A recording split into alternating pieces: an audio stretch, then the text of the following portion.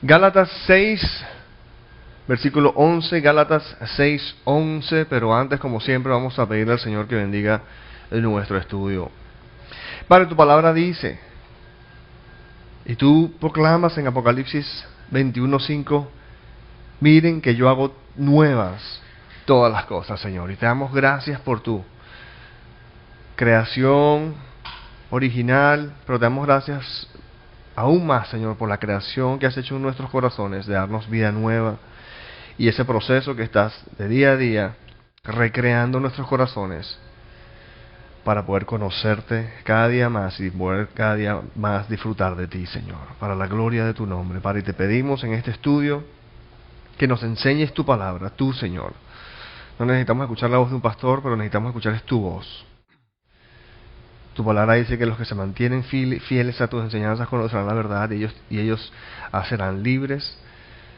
Y eso es lo que queremos, Señor. Enséñanos, edifícanos para ser libres para conocerte y amarte con abandono. En Cristo Jesús pedimos. Amén. Ok, bueno, entonces estamos ya finalmente en nuestro último estudio de Gálatas, capítulo 6, versículo 11. Pero no podemos dejar de recordar de qué se trata Gálatas en el contexto de todo digamos, la carta, cuál es el contexto en el cual vamos a estar leyendo el último pasaje de esta epístola. Y vemos básicamente que Gálatas es una carta en contra del legalismo, ¿se acuerdan? Una carta en contra del legalismo que defiende de forma frontal e intensa que la salvación del alma humana no es por esfuerzos humanos de ningún tipo, sino por fe en Jesucristo únicamente. El tema es que Pablo predicó el Evangelio y muchos creyeron en el área de Galacia, pero después que se fue, vinieron los religiosos judaizantes a traer problemas y a decirle a esta gente de que no, que Jesucristo solamente no era suficiente, sino que Jesucristo más la ley de Dios era necesario para ganarse la aprobación de Dios. Y Pablo, que se ha enterado de estas acciones de los judaizantes, escribe esta carta para defender en contra de ellos el evangelio de la gracia de Dios en Jesucristo, básicamente. La enseñanza principal de todo el libro es libertad en Cristo, en la gracia de Dios, porque la gracia de Dios todo lo cambia. Y hemos visto que para defendernos de los legalistas, y más importantemente del legalista inherente que todos tenemos en nosotros mismos, en nuestros propios corazones, porque todos somos adictos al legalismo, es lo que siempre hemos sabido, depender en nosotros mismos y aplicar nuestros esfuerzos. Bueno, la bandera contra el legalismo de Gálatas la hemos levantado bien alto, es que en el cristianismo hay un solo héroe y no eres ni tú ni yo, sino que el único héroe del cristianismo es Jesucristo el Señor. ¿Por qué? Porque el cristianismo no se trata de lo que tú y yo debemos hacer por Dios, sino de que nosotros descubramos lo que Dios en Jesucristo ya ha hecho por nosotros. ¿Ok? Hemos visto que los 6 capítulos de Gálatas se dividen en 3 partes, 2 capítulos cada uno, y al principio, en los primeros 2 capítulos, vimos el origen y la veracidad de este evangelio. Después, en los 3 y 4, Pablo defiende cabalmente con 6 argumentos el evangelio de forma escritural. Y los últimos 2 capítulos, donde hemos estado en nuestras últimas sesiones, es en la aplicación práctica de este evangelio de la gracia de Dios en Jesucristo. Y mira, el punto es que hoy, en los últimos versículos de Gálatas que vamos a estar considerando, mira, Pablo concluye el mensaje de advertencia en contra del legalismo enfocando nuestra atención para que entendamos lo siguiente, que el verdadero cristianismo no se trata de esfuerzos humanos para tratar de complacer a Dios, sino del genio y el poder de Dios expresados en el proceso mediante el cual Él recrea o hace una segunda creación a los seres humanos que responden a su llamado en Cristo. Es básicamente, y por eso es que vemos ahí en el título que pusieron los traductores de esta sección, dice no la circuncisión, sino una nueva creación. Entonces vamos a estar meditando en esto acerca de la nueva creación. El verdadero cristianismo no se trata de esfuerzos humanos para tratar de complacer a Dios, sino del genio y el poder de Dios expresados en el proceso mediante el cual Él recrea a los seres humanos que responden a su llamado en Cristo. Ok, entonces leemos entonces en el versículo 11, Pablo dice en el versículo 11, dice, miren que les escribo de mi puño y letra, y con letras bien grandes. ¿Qué está sucediendo ahí? Bueno, el tema es que Pablo, como era común en la época, él no escribía las cartas él mismo, sino que él tenía un secretario. Y él al final de sus cartas, en otros lugares de otras cartas también lo hizo, y lo escribe, dice, mira que le escribo de mi propio puño y letra, como que el últimos líneas de la carta, a él le quita la mano, le quita la pluma de las manos del secretario y escribe él mismo, como para darle un toque extra de autenticidad al documento, porque en esa época probablemente circulaban otros documentos que se hacían pasar por Pablo y era su forma como de firmar y darle un toque extra de autenticidad al documento. Y por eso que Pablo dice ahí, miren que les escribo en mi puño y letra y con letras bien grandes. Pero seguimos en el versículo 12, dice, los que tratan de obligarlos a ustedes a circuncidarse, estamos hablando de eso, eran los legalistas, los judaizantes, los que insisten en que tú serás aprobado por Dios depende del rendimiento de tu obediencia a la ley de Dios. Dice que los que tratan de obligarlos a ustedes a circuncidarse lo hacen únicamente para dar una buena impresión y evitar ser perseguidos por causa de Cristo. Seguimos en el versículo 13. Dice, ni siquiera esos que están circuncidados obedecen la ley. Lo que pasa es que quieren obligarlos a circuncidarse para luego jactarse de la señal que ustedes llevarían en el cuerpo. En cuanto a mí, jamás se me ocurre jactarme de otra cosa, sino de la cruz de nuestro Señor Jesucristo, porque el mundo ha sido crucificado para mí y yo para el mundo. Mira, el mensaje de Pablo aquí está claro. Y es, mira, nos dice, no se dejen embaucar. Lo que está diciendo, no se dejen embaucar. Estos legalistas judaizantes que insisten en que para tú ser aprobado por Dios depende de tu rendimiento de obediencia a la ley de Dios. Estas personas no buscan verdaderamente tu bienestar. Es lo que está diciendo Pablo. Estas personas no buscan el bienestar de ustedes realmente, sino que lo que realmente están buscando es alimentar su ego mediante la aprobación de los demás. En otras palabras, ustedes solo significarían un logro más en sus hojas de vida. Y eso es lo que Pablo nos está diciendo ahí en el versículo 13. Lo que pasa es que quieren obligarlos a circuncidarse para luego jactarse de la señal que ustedes llevarían en el cuerpo. Pero una forma así como que de conseguir la aprobación de los demás, en la medida en que cada converso no significa un alma ganada para el reino de Dios, sino más bien, como que dice, un trofeo más en mi hoja de vida, una estadística más en mi hoja de vida. Y el punto es que ganarse la aprobación de Dios mediante obediencia a su ley es imposible. Ganarse la aprobación de Dios mediante obediencia a su ley es imposible, como estos legalistas buscaban perpetuar. Pero Pablo dice que ellos mismos saben que es imposible. En el versículo 13 dice que ni siquiera esos que están circuncidados obedecen la ley. Ni siquiera los que están buscando poner sobre ti el peso de tener que obedecer toda la ley para que tú poder ganarte la aprobación de Dios, ni siquiera ellos mismos, dice Pablo, están obedeciendo la ley al 100%. Y aquí, te digo una cosa, aquí Pablo nos da a entender de raíz cuál es la diferencia entre un legalista y un verdadero seguidor de Cristo o un verdadero cristiano. Aquí Pablo nos va a entender de raíz la diferencia entre un legalista y un verdadero seguidor de Cristo. Lo primero que puse ahí es que mira, que el legalista se desvive por la aprobación de los demás y es prisionero, mientras que el verdadero cristiano deja que Dios se lleve la gloria y es libre. Un legalista se desvive por la aprobación de los demás. Y acuérdate que un legalista, ese eres tú internamente, tiendes al legalismo. Y tienes que, como quien dice, adoptar la visión de Pablo, la visión escritural, y adoptarla para ti y rechazar lo que es contrario. Porque tú y yo somos adictos al legalismo. Entendemos que la manera de seguir adelante es a través de la autosuficiencia. Y Dios dice, no es así, es a través de mi suficiencia. Por lo que entonces, pero el legalista se desvive por la aprobación de los demás. El problema es que eso lo hace prisionero. El verdadero cristiano deja que Dios se lleve la gloria y es libre. Mire, por eso es que Pablo dice ahí en el versículo 14, en cuanto a mí, jamás se me ocurre jactarme de otra cosa sino de la cruz de nuestro Señor Jesucristo, porque en el mundo ha sido crucificado para mí y yo por el mundo. Que ni se me ocurra jactarme de algo mío. Toda la gloria va para Jesucristo, porque el héroe es Jesucristo, no yo. No es tanto en la forma en que yo me hago un protagonista de mi propia salvación, en la medida en que yo despliego mi capacidad de hacer la ley y ser obediente a Dios. Y de esa manera pongo las luces sobre mi rendimiento, y al poner las luces sobre mi rendimiento se las estoy quitando a la cruz de Jesucristo. Y Pablo está diciendo que ni se me ocurra jactarme de más nada, sino de lo que Jesucristo ha hecho por mí. Y esa ha de ser nuestra actitud. Esa ha de ser nuestra actitud, porque la otra, a la cual tendemos de forma natural, desvivirnos por la aprobación de los demás, es algo que lleva a la prisión. Y es agotador. Mientras que el verdadero cristiano deja que Dios se lleve la gloria y es libre. Mira, lo pongo de esta otra manera, que dice que el legalista, por inseguridad inherente a la naturaleza humana caída, busca forjar su propia identidad, basada en la aprobación de los demás, cadenas.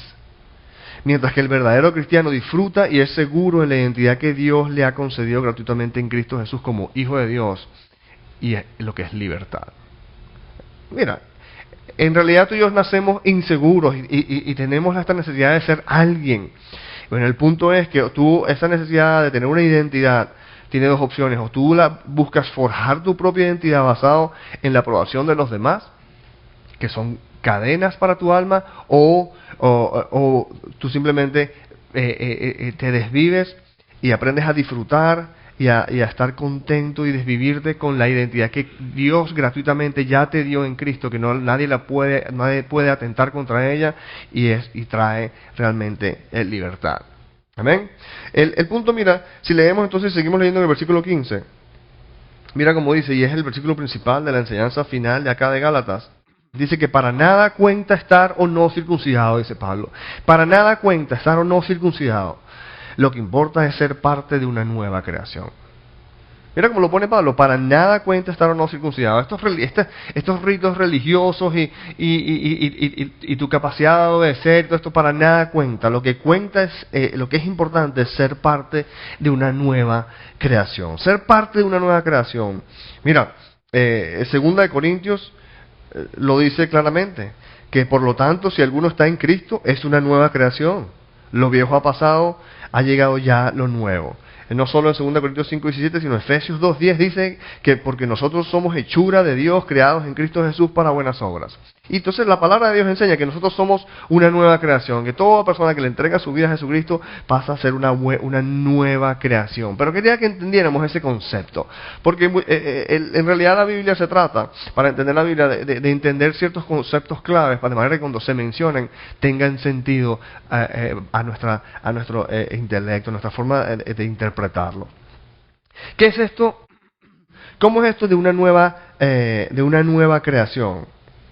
Bueno, el punto es el siguiente: hay una primera creación y hay una nueva creación. La primera creación, ¿cuál es? Bueno, la vemos ahí en Génesis 1, ¿no? Génesis 1:1, donde dice que Dios en el principio creó los cielos y la tierra, ¿no? Y en el versículo 2 dice: la tierra era un caos total, las tinieblas cubrían el abismo y el Espíritu de Dios iba y venía sobre la superficie de las aguas.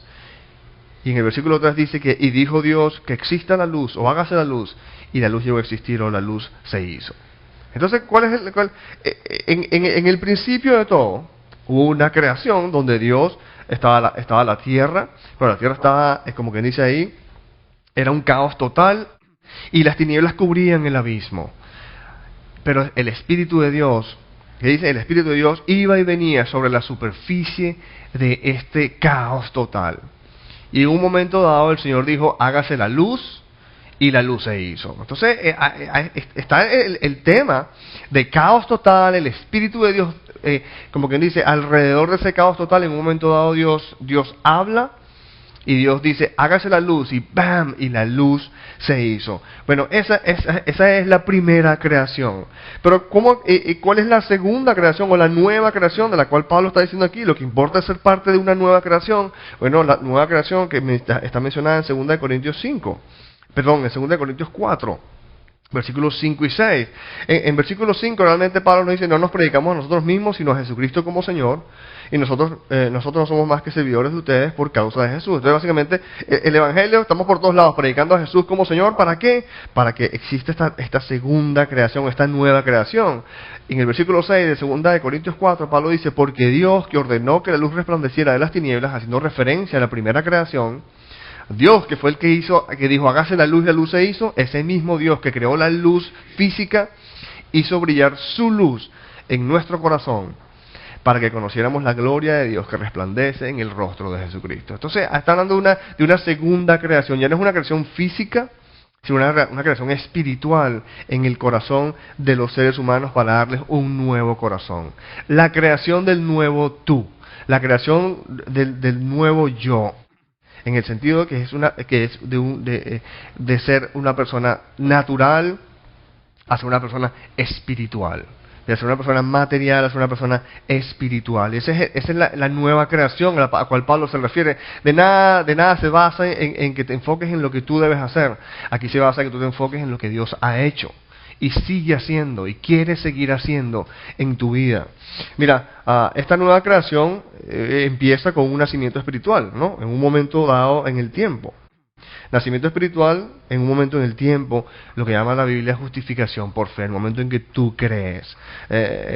Colosenses 2, 13 y 14 dice que Dios nos dio vida en unión con Cristo al perdonarnos todos los pecados y anular la deuda que teníamos pendiente por los requisitos de la ley.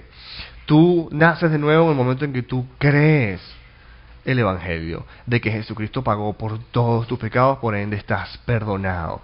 No le debes nada, absolutamente nada a Dios. Y eso es un momento dado de justificación por fe, un momento dado en el tiempo, como dice Romanos 10:10, porque con el corazón se cree para ser justificado.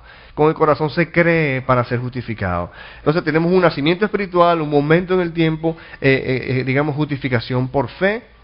Y es el momento en que Dios te abre los ojos para que tú entiendas la realidad de que tus pecados han sido perdonados, y por ende tú estás en la buena con Dios, no le debes nada a Dios, y en ese momento es como que Dios dice, hágase la luz en el corazón de X, y esa persona nace de nuevo, se da cuenta de que el peso de su culpa se mueve de sus hombros a los hombros de Jesucristo. Pero también hay no solo un nacimiento espiritual, sino un crecimiento espiritual o un proceso que la Biblia lo llama el proceso de santificación. No solo justificación por fe, mediante el cual nacemos de nuevo, sino un proceso que es un momento en el tiempo, sino también un proceso de crecimiento espiritual, que valga la redundancia, es un proceso en el tiempo que la Biblia lo llama santificación.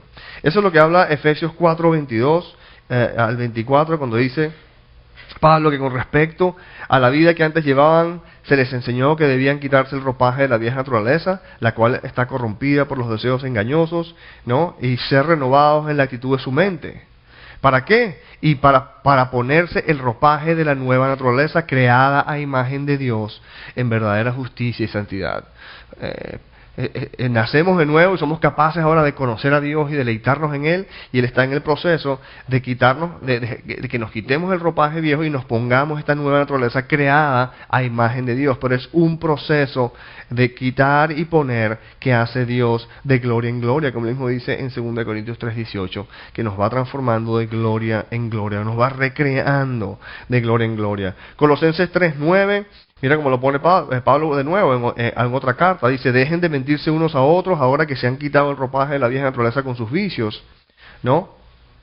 Y lo dice de nuevo, y se han puesto el de la nueva naturaleza, que se va renovando en conocimiento a imagen de su Creador, que se va renovando en el sentido de que se va recreando, que se va... es como que momentos, la palabra dice que somos transformados de gloria en gloria, somos que en el mismo momento en que por gloria vimos el perdón de los pecados, de esa misma manera, de gloria en gloria, vamos siendo recreados por Dios en la manera en que vamos recibiendo un corazón nuevo.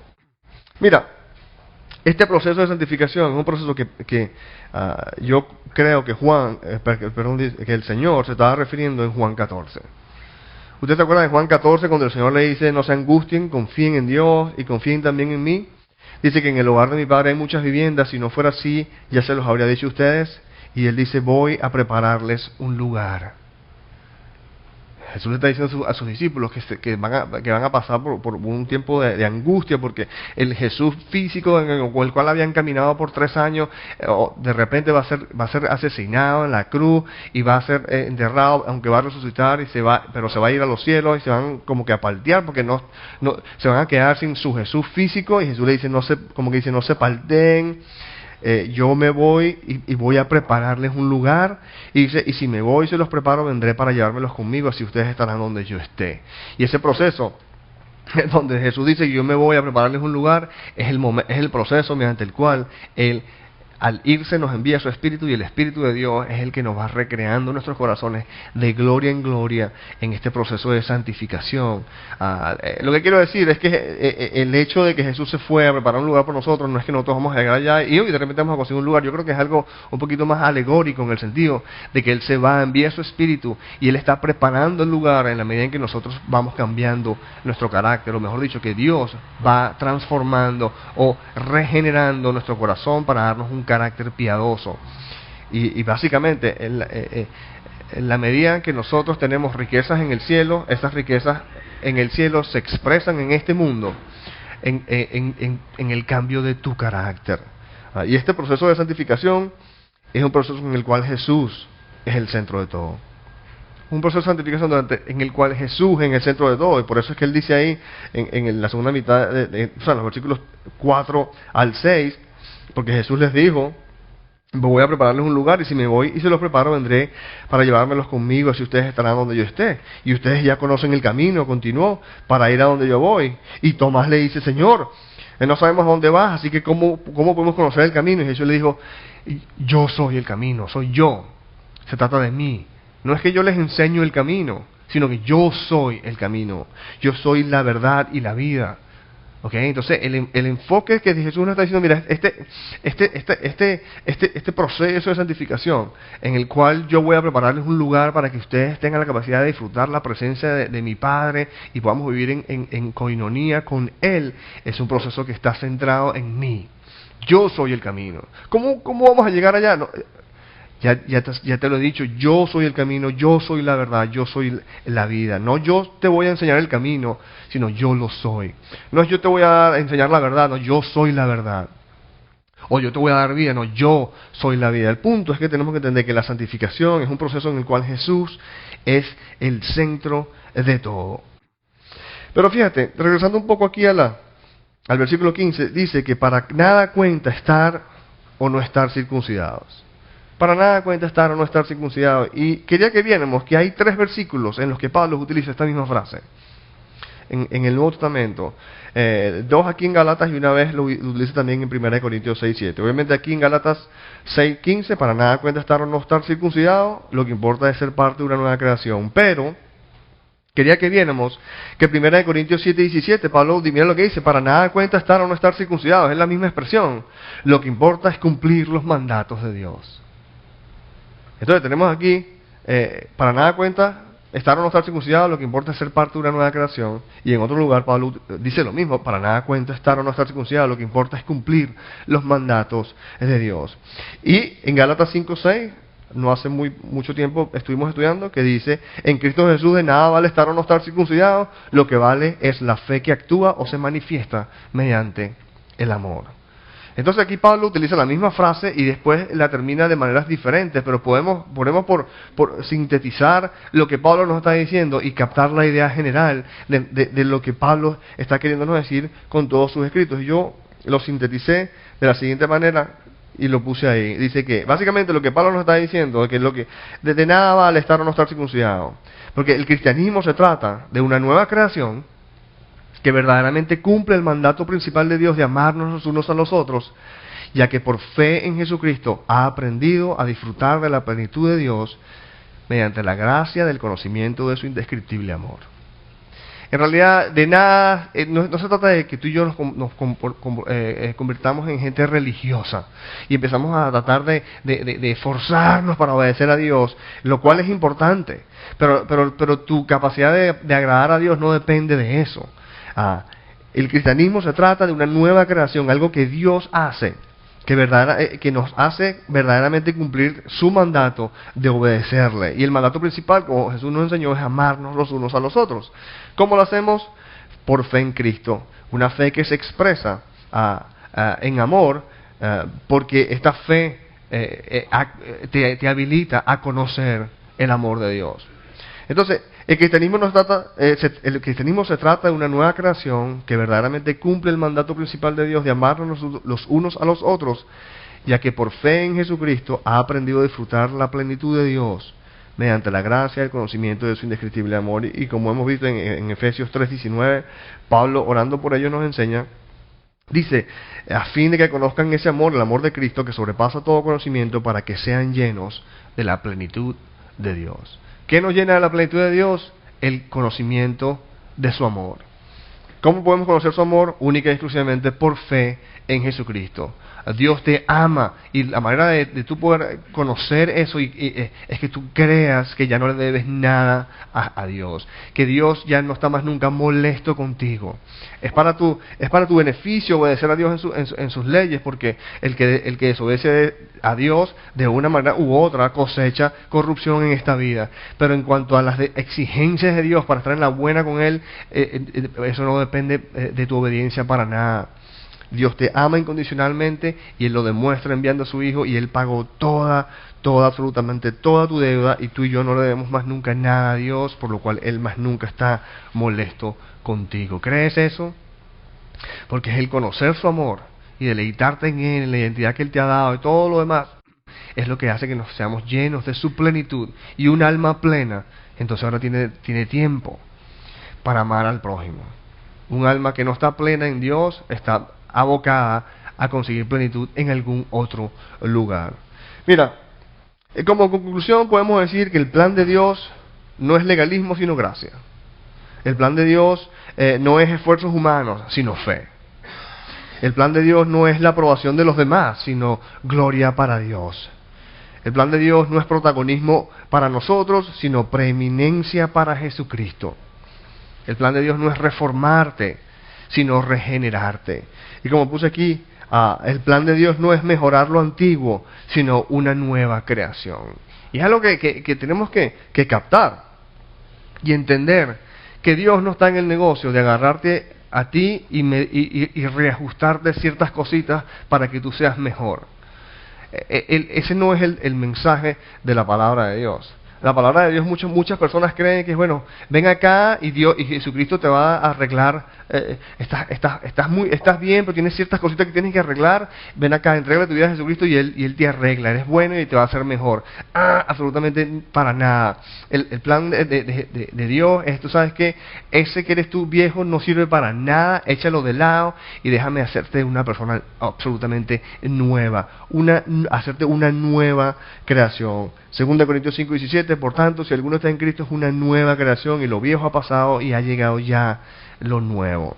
El negocio de Dios no es, mejorar lo antiguo, sino una nueva creación. Después de todo, en Apocalipsis 21:5, el Señor dice, yo hago nueva todas las cosas. Y el genio de Dios y su gloria se manifiesta en la medida en que Él recrea o hace una segunda creación de nosotros y nos hace una gente nueva, nos da vida nueva, nos da un corazón nuevo. No es que agarre el antiguo y lo parapatea como para que ahora funcione. No, olvídate de eso viejo y déjame que te lo reemplace por un corazón nuevo. Lo digo porque mira, y lo anoté aquí. No nos transemos, no nos conformemos con el misio plan humano de reformar el corazón humano, sino creamos y adoptemos el increíble y formidable plan de Dios de regenerar, de recrear, de darnos un corazón nuevo. Para nada sirve estar o no estar circuncidado, lo que importa es ser parte de una nueva creación. El mundo se desvive por agarrar gente mala y hacerlas buenas. Y se desvive aún más por agarrar gente buena y hacerlas mejores. Ese no es el plan de Dios. Jesucristo no vino a este mundo a agarrar gente mala y hacerlas buenas. Jesucristo vino a este mundo a agarrar gente muerta y darles vida. Vino a este mundo a agarrar gente muerta y darles un corazón nuevo, un corazón creado en su imagen, capaz ahora de conocer a Dios y de vivirse en Él, de gozarse de Dios y de esa plenitud, reflejar esa plenitud en forma de amor a tu prójimo. No de tratar de reformar tu vida, sino de regenerar tu corazón. No nos cansemos, hermano, porque tú y yo tendemos a la autosuficiencia. Tú y yo tendemos a este plan humano el cual hemos adoptado por muchos años, y cuesta, digamos, el entendimiento de la palabra de Dios y su iluminación en nuestros corazones para que nosotros lo desechemos y adoptemos el plan de Dios. Y lo pongo ahí una vez más: no nos cansemos, no nos conformemos con el misio plan humano de reformar al corazón humano, sino creamos y adoptemos el increíble y formidable plan de Dios de regenerar, no de reformar, sino de regenerar, no de reformar, sino de recrear, de crear nuevamente, no de reformar, sino de darnos un corazón nuevo. Para nada cuenta estar o no estar circuncidado, lo que importa es ser parte de una nueva creación. Versículo 15. ¿Okay? Bueno, versículo 16, Pablo continúa ya despidiéndose, dice: paz y misericordia, o paz y compasión, desciendan sobre todos los que siguen esta norma y sobre el Israel de Dios. Mira, ¿sabes qué? Y lo puse aquí: solo los que creen y adoptan el increíble y formidable plan de Dios de regeneración del corazón humano por gracia mediante fe en Jesucristo llegan a experimentar la paz de Dios. Única y exclusivamente los que, como dice Pablo, paz y misericordia, paz y compasión desciendan sobre todos los que siguen esta norma y sobre el Israel de Dios. ¿Por qué? Porque solo los que creen y adoptan el increíble y formidable plan de Dios llegan a experimentar la paz de Dios.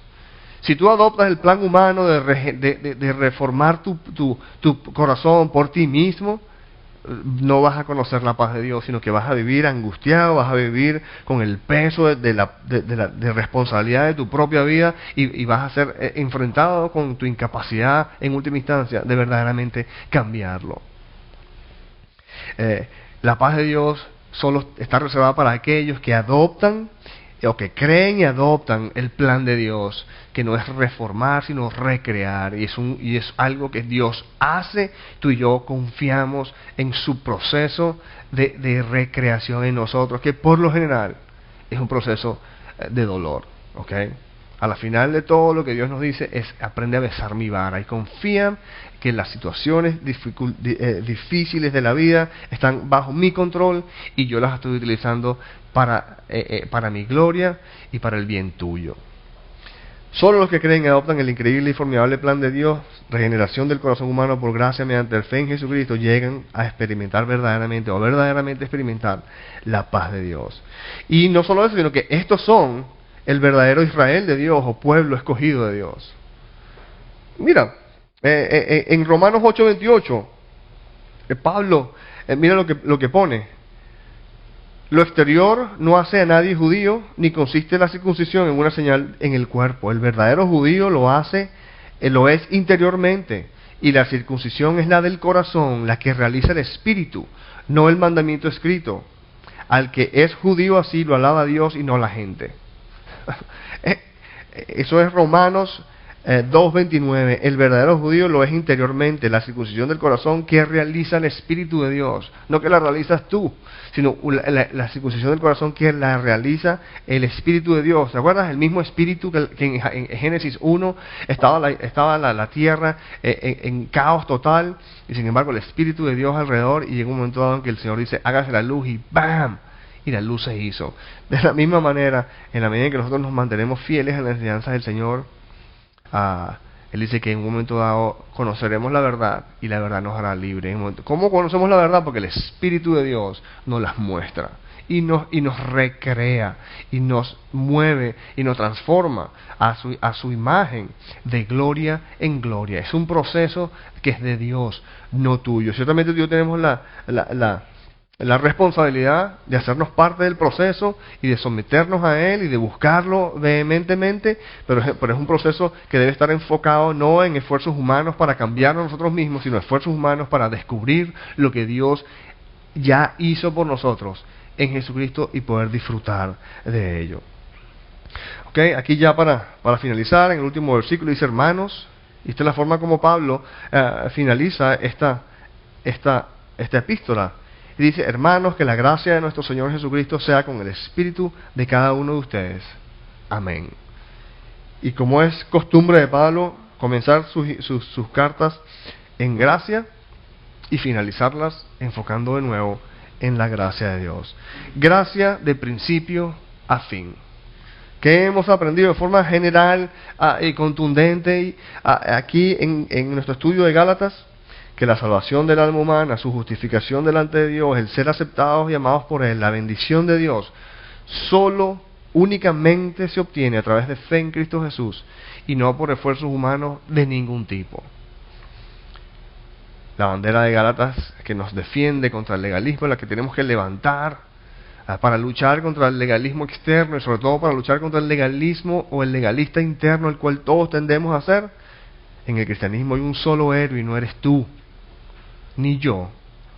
El único héroe del cristianismo es Jesucristo el Señor. Y tú simplemente siéntate y observa cómo Jesucristo glorifica su nombre. Porque el cristianismo no se trata de lo que tú debes hacer por Dios, sino de lo que Dios en Jesucristo ya ha hecho por nosotros. Amén. Padre, te damos gracias, Señor, por tu palabra. Ciertamente te damos gracias.